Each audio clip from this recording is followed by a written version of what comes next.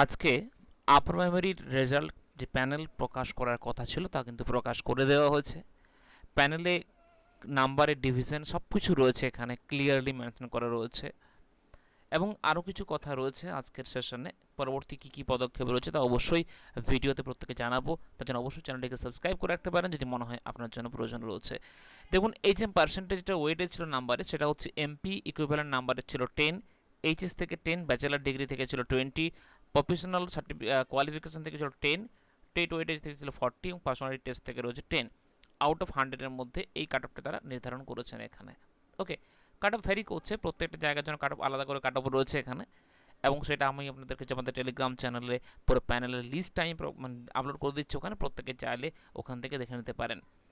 এবং পরবর্তী নতুন নিয়োগ নিয়ে কী বিজ্ঞপ্তি রয়েছে বা কী আপডেট রয়েছে সেটা নিয়ে কথা বলার আগে বলে রাখি যে আজকে কিন্তু ওবিসি মামলার শুনানি ছিল, তা কিন্তু আজকে হয়নি। পরবর্তী ডেট রয়েছে আগামীকাল।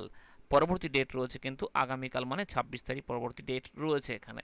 দেখা যাক কী হয়, তা অবশ্যই জানাবো যদি নতুন কিছু আপডেট উঠে আসে। তবে আজকের শুনানি থাকলেও কিছু শুনানি হয়নি, সেটাকে নেক্সট ডেট আগামীকাল রয়েছে। যদি এটা ওঠে তাহলে আমি বলবো অবশ্যই।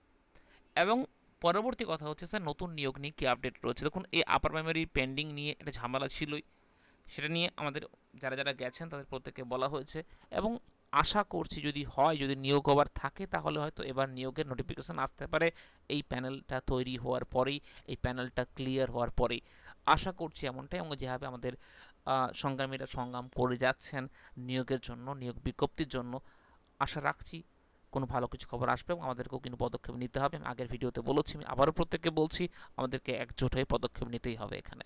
থ্যাংক ইউ সো মাচ, দেখা হচ্ছে নেক্সট ভিডিওতে।